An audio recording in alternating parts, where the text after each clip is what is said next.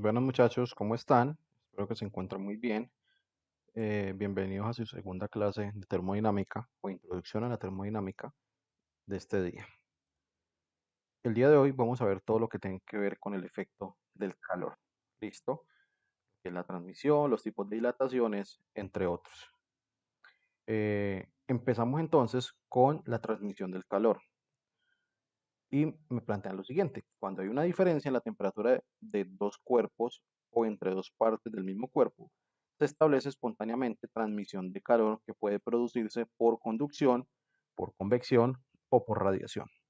A continuación, estudiamos estas diferentes formas de transmisión del calor. Conducción del calor. La conducción del calor es la forma en que el calor se transmite en los cuerpos sólidos. Es importante tener en cuenta que la transmisión de calor por conducción a través de un cuerpo no implica transporte de materia a lo largo del cuerpo. Esta forma de transmisión de calor se puede experimentar cuando colocamos al fuego uno de los extremos de una varilla metálica. Después de un tiempo, en realidad bastante corto, la temperatura del otro extremo de la varilla aumenta. Este proceso de transmisión del calor se explica en virtud de que las moléculas del cuerpo más próximas a la fuente de calor absorben energía que se manifiestan en forma de energía cinética, y durante el proceso de conducción la energía cinética de las moléculas vecinas aumenta, de tal manera de que después de un tiempo ha aumentado la energía cinética de todas las moléculas del cuerpo. En el caso de los sólidos, los átomos ocupan posiciones casi fijas y describen un movimiento de vibración, de tal manera que cuando la temperatura de un sólido aumenta, cada átomo se aleja mayor distancia a partir de la posición con respecto a la cual vibra. En los metales, los electrones de valencia relativamente libres, que están situados cerca de la fuente de calor, aumentan su energía cinética y, por colisiones, la transferencia de los electrones más cercanos a ellos. Este hecho hace que los metales sean buenos conductores del calor. Existen muchos sólidos que no son buenos conductores del calor. A estos se les denomina aislantes térmicos. Consideremos una placa de espesor E, una medida cualquiera, cuyas caras son planas y su área es A. Además, supongamos que la temperatura en una de sus caras, en este caso va a ser la cara 1, es temperatura 1. Y la temperatura en la otra cara, o sea, la cara 2, es T2, donde T1 es mayor que T2, como se puede observar acá en la figura. Según lo enunciado, el calor se propaga de la cara 1 a la cara 2. Si la variación del calor es la cantidad de calor que se propaga a través de la placa durante un intervalo de tiempo, una variación del tiempo, la cantidad de calor que se transmite de una cara de la placa a la otra por unidad de tiempo es variación de la cantidad de calor sobre la variación del tiempo. Esta cantidad indica la rapidez con la cual se propaga el calor. La rapidez con la cual se propaga el calor es directamente proporcional al área, lo cual significa que cuanto mayor es el área a través de la cual se propaga el calor, mayor es la rapidez con la cual se propaga. Por otra parte, la rapidez con la cual se propaga el calor es proporcional a la diferencia de las temperaturas entre las caras de las placas. Además, la rapidez con la cual se propaga el calor, el espesor E de la placa son inversamente proporcionales. Es decir, que cuando mayor es el espesor de la placa, menor es la rapidez con la cual se propaga el calor. De acuerdo con estos resultados, la rapidez con la cual se propaga el calor se expresa como K, que es la constante conductividad térmica por el área por la variación de las temperaturas sobre el espesor. Cuando el calor se propaga a través de un sólido, lo hace con mayor o con menor rapidez dependiendo del material del cual está constituido. Por tanto, se dice que los sólidos a través de los cuales se propaga calor por conducción con mayor rapidez tienen mayor conductividad térmica. En otras palabras, la conductividad térmica es una propiedad física de los materiales que mide la capacidad de conducción del calor. En la tabla se muestran algunos valores de la conductividad térmica Y el inverso de la conductividad térmica es la resistividad térmica, que es la capacidad de los materiales para oponerse a la propagación del calor. En este caso, muchachos, estamos observando ciertos valores de la conductividad térmica de cada uno de estos materiales. ¿Listo? Entonces estos valores los vamos a utilizar futuramente para talleres o a nivel general cuando ustedes lo necesiten. Tenemos el siguiente ejemplo. Para eso vamos a resolverlo ahora en el tablero para que ustedes observen cómo hacer el proceso detallado. De todas formas, también les queda aquí la solución. Listo, muchachos. Entonces procedamos al ejemplo. Bueno, muchachos, ¿cómo están? El día de hoy tenemos este siguiente caso.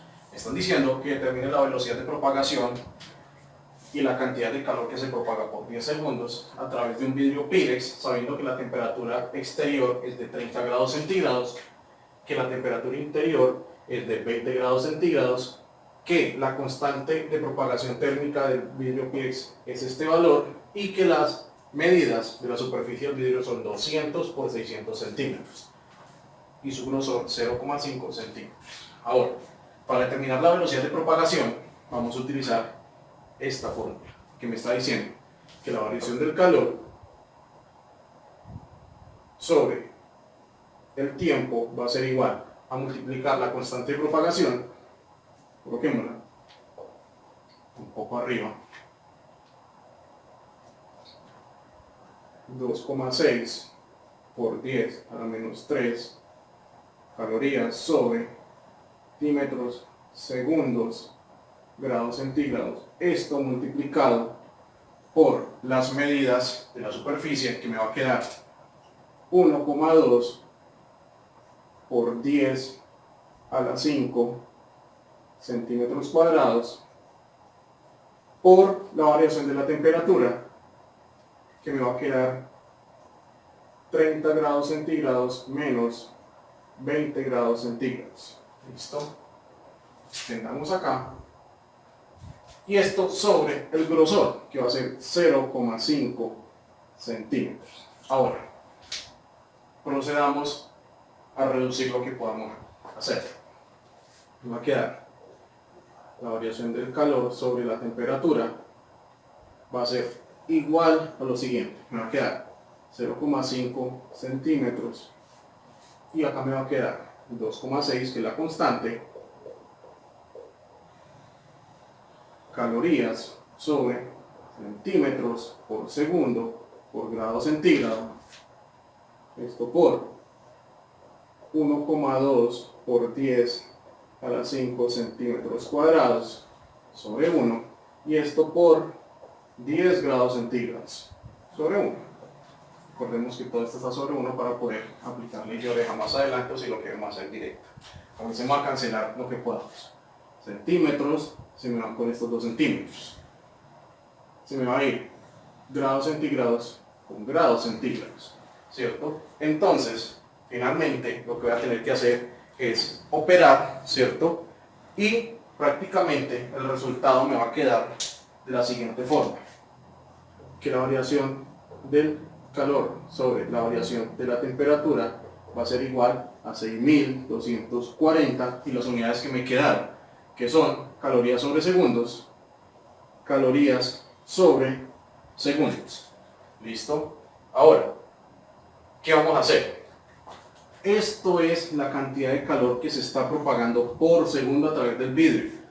Si yo quiero saber por 10 segundos cuánto calor se propaga, pues muy sencillo. Multiplico este valor, 6.240 calorías sobre segundos, multiplicados por los 10 segundos. Segundos, si van con segundos, me va a quedar todo en calorías. Y simplemente es agregar un cero más, me va a quedar que se propagan 62.400 calorías. ¿Listo, muchachos? Entonces proseguimos con el siguiente tema.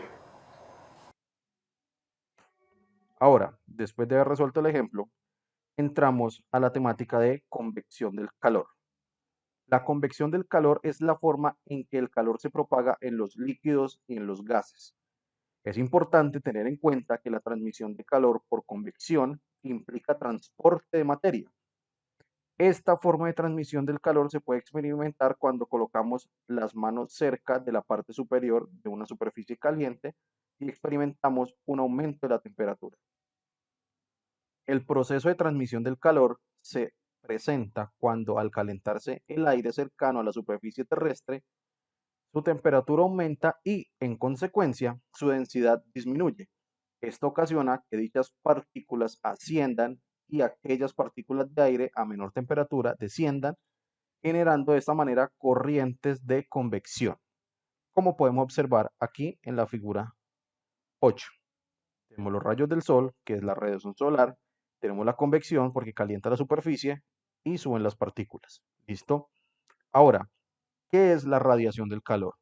La radiación del calor es la forma en que el calor se transmite aun cuando no haya medio material. Este tipo de transmisión se produce mediante la propagación de ondas electromagnéticas como la luz, la radiación infrarroja y la radiación ultravioleta. En este proceso de transmisión de calor, al incidir las ondas electromagnéticas sobre un cuerpo, pueden agitar las partículas cargadas eléctricamente de su interior y, de esta manera, transferir energía, lo cual se manifiesta como un aumento de la temperatura. La energía transportada por un tipo de ondas electromagnéticas depende de la naturaleza de las mismas. Así, las ondas ultravioletas son más energéticas que las de luz visible y estas a su vez son más energéticas que las ondas de radiación infrarroja. Mediante esta forma de transmisión se propaga el calor proveniente del Sol. A pesar de que entre él y la atmósfera terrestre no hay una sustancia que permita su difusión por conducción o por convección, debido a que el espacio exterior a la atmósfera, las partículas son muy escasas. La dilatación. Al aumentar la temperatura de una sustancia, sea un sólido, líquido o un gas, aumenta también el movimiento de las moléculas que la forman, generando cierta separación entre sí. Esto provoca que dicha sustancia por lo general presente un aumento en su volumen en relación con su volumen original, es decir, que se dilate. En el caso contrario, es decir, una disminución de la temperatura, las moléculas se acercan y se reduce el tamaño de la sustancia, fenómeno denominado contracción. La dilatación se evidencia en algunas grietas que aparecen en las carreteras por efecto de la absorción del calor por parte del asfalto en épocas de verano, o en la ascensión del mercurio por el tubo del termómetro cuando aumenta la temperatura. En el diseño de los puentes, los ingenieros deben tener en cuenta la dilatación de los materiales utilizados para su construcción, razón por la cual se les acondicionan junturas para que en el proceso de dilatación, por aumento de la temperatura, no se produzcan tensiones que puedan ocasionar daños en la estructura. Ahora entramos a lo que viene siendo dilatación en los sólidos. La dilatación en un sólido se presenta en sus tres dimensiones. Por tanto, se puede considerar una dilatación lineal, una dilatación superficial y por último, la dilatación volumétrica. Dilatación lineal. Cuando una varilla larga experimenta un aumento de temperatura, también experimenta dilatación en todas las direcciones. Sin embargo, el aumento de su longitud es considerablemente mayor que el aumento de su diámetro. Por esta razón, estudiamos lo que se conoce dilatación lineal. Se debe considerar que la longitud de una varilla es L0 o longitud inicial cuando su temperatura es T0 o temperatura inicial y que al aumentar la temperatura en delta de T, que viene siendo la variación de la temperatura, el aumento de la longitud va a ser delta de L o variación de la longitud. Es decir, que cuando la temperatura T más la variación de la temperatura, la longitud de la varilla es la longitud inicial más la longitud, la variación de la longitud de la varilla, como se puede observar acá. ¿Listo? Al aumentar la temperatura, la varilla va a crecer de manera lineal. Con respecto a la dilatación lineal, se puede observar que la variación de la longitud de una varilla es directamente proporcional al cambio de la temperatura y la variación de la longitud es directamente proporcional a la longitud inicial de la varilla. ¿Listo? Ahora, esto me va a quedar expresado en la siguiente relación.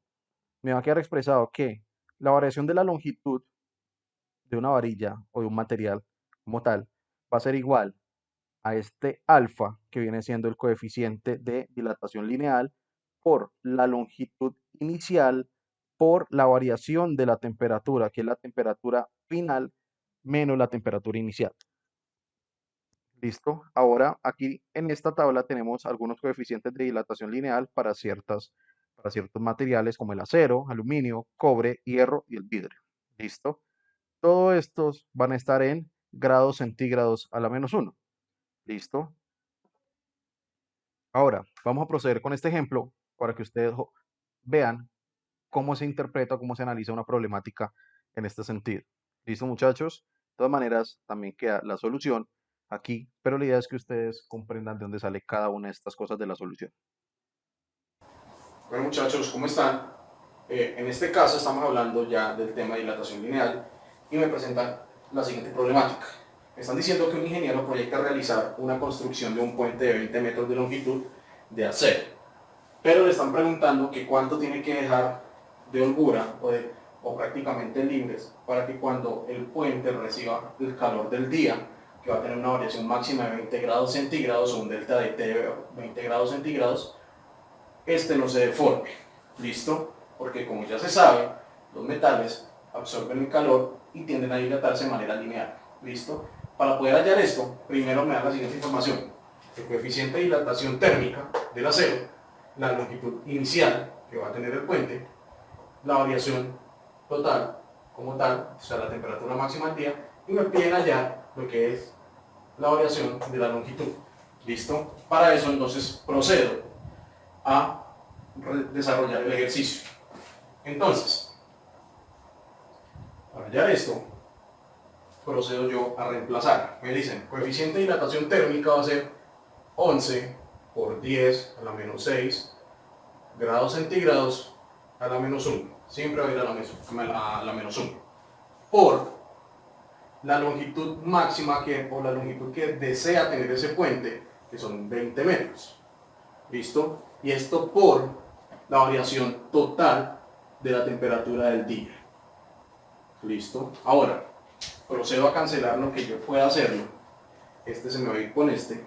Todo me va a quedar en metros. Al desarrollar el ejercicio, me va a quedar que la variación de la longitud que él debe dejar son 4,4 por 10 a la -3 metros, lo que es equivalente a 4,4 milímetros. ¿Listo? Ese es el grado de holgura que tiene que dejar en el puente para que este se dilate y no se dañe o no se deforme. ¿Listo, muchachos? Procedemos entonces a continuar con el tema. Bueno, muchachos, ahora entramos a lo que viene siendo dilatación superficial. Y me dicen que si el sólido tiene una forma de lámina, la dilatación afecta sus dos dimensiones, quiere decir su ancho y su alto, su largo y su ancho. ¿Listo? Y se produce dilatación superficial como se observa acá. ¿Listo? Entonces, si yo caliento esta lámina, obviamente esta lámina se me va a expandir tanto a lo ancho como a lo alto. ¿Listo? Ahora, en este caso, la variación del área de la lámina es proporcional al área inicial y al cambio de la temperatura. Por tanto, me va a quedar la siguiente expresión, que la variación del área va a ser igual a beta por el área inicial por la variación de la temperatura. Beta, ¿qué viene siendo? Beta es igual a multiplicar 2 veces el coeficiente de variación térmica, perdón, el coeficiente de dilatación térmica, ¿de quién? Pues de cada material. ¿Listo? O sea, este es el alfa inicial que observamos en la primera tabla, que simplemente cuando lo necesito que sea dilatación superficial, lo voy a multiplicar es por 2. ¿Listo? Ahora, cuando hablamos de dilatación volumétrica, la dilatación volumétrica me presenta lo siguiente. Me dice, si ninguna de las dimensiones se destaca sobre las otras, las tres dimensiones se dilatan produciéndose así una dilatación cúbica o volumétrica, como observamos acá. ¿Listo? Todo se expande, tanto alto, ancho como su profundidad. ¿Listo? Consideremos ahora que un cuerpo de volumen B0 o volumen inicial se somete a una variación de la temperatura. Entonces, la variación del volumen es directamente proporcional al cambio de la temperatura y también es directamente proporcional al cambio inicial del cuerpo. ¿Cómo puedo expresar yo esto? Me va a quedar que la variación del volumen es igual al volumen inicial por delta de T. ¿Listo? Ahora, la cantidad Y que tenemos acá se denomina coeficiente de dilatación volumétrica y su valor depende del material del cual está constituido el cuerpo. Ya sabemos que todo se expresa en grados centígrados a la -1 y ya vamos a ver la tabla que presenta el coeficiente de dilatación volumétrica para algunas sustancias. El coeficiente de variación volumétrica de un material es aproximadamente igual al triple del coeficiente de dilatación lineal, ¿listo? Que sería multiplicarlo 3 veces alfa en caso de que no me den el coeficiente de dilatación lineal de alguna sustancia.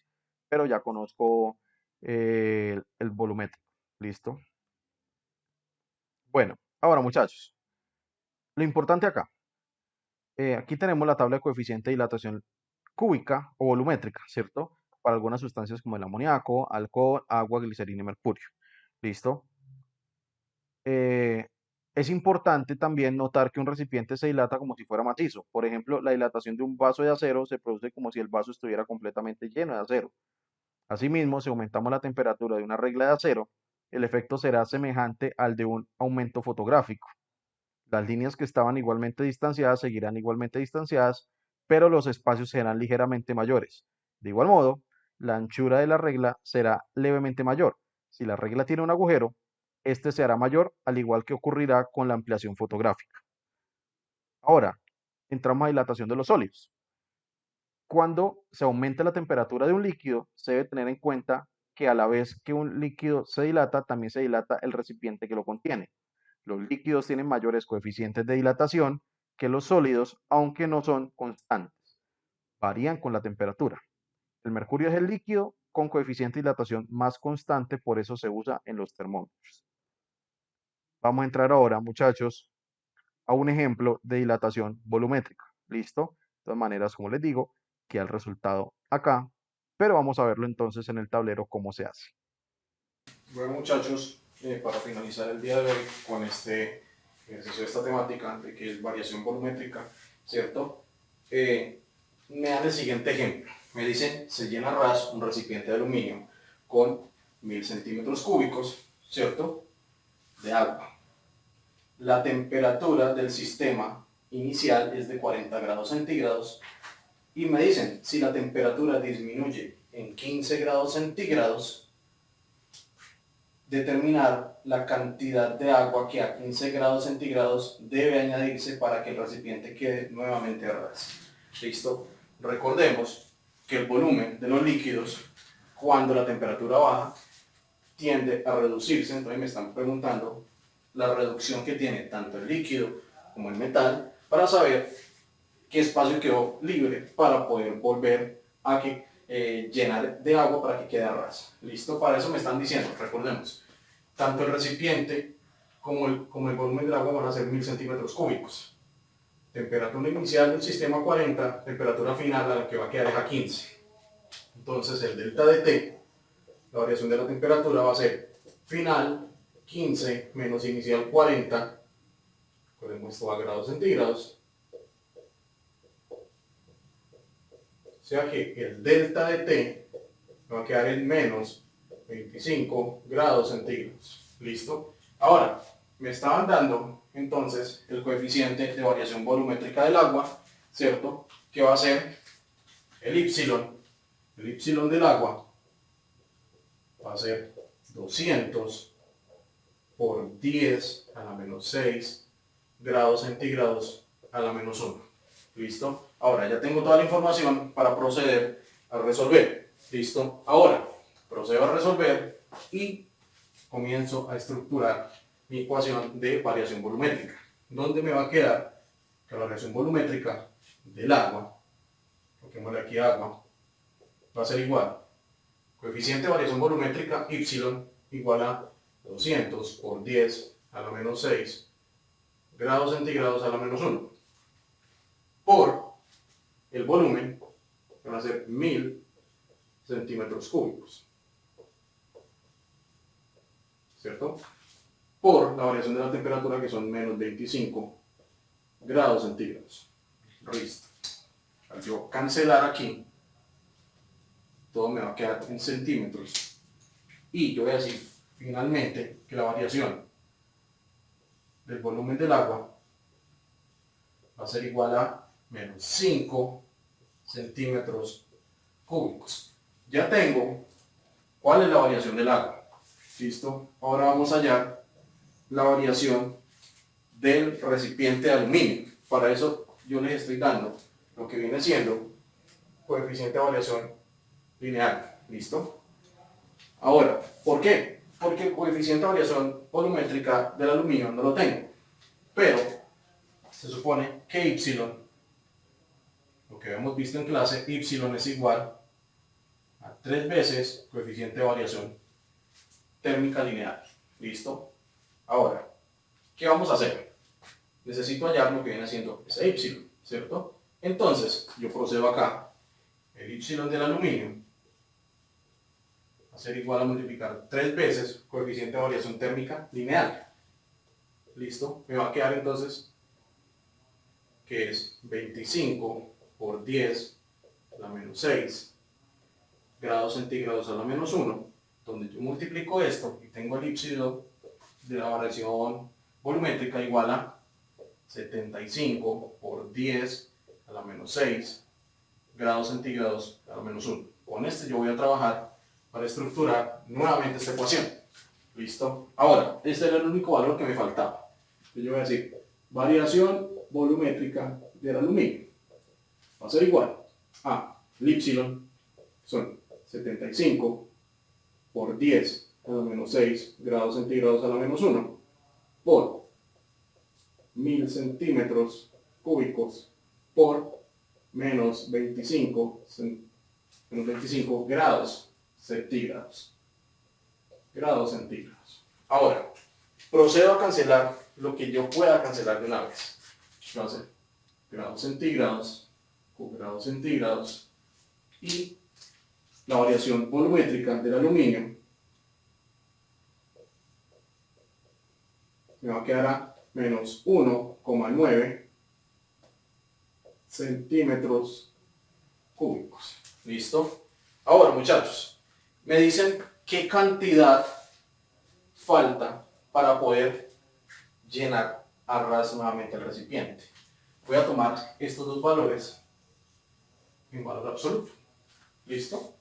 Entonces, me va a quedar entonces, este lo tomo también en valor absoluto. Entonces me quedaría variación volumétrica del agua menos variación volumétrica del aluminio. O sea que esto me quedaría igual a 5 centímetros cúbicos menos 1,9 centímetros cúbicos. El resultado de esto me va a decir qué cantidad de agua falta para que ese recipiente quede nuevamente a ras y me van a decir que falta 3,1 centímetros cúbicos. ¿Listo, muchachos? Esto ha sido todo por el día de hoy. Vamos a despejar dudas e inquietudes. Ahora, muchachos, finalmente entramos a dilatación en los gases. Y me dice que cuando se aumenta la temperatura de un gas pueden producirse dos fenómenos o dos efectos. Si la presión no varía, el volumen del gas aumenta. Esto se debe a que la energía suministrada del gas se emplea en aumentar la energía cinética de las moléculas, aumentando el volumen en forma proporcional a la temperatura de medida en Kelvin.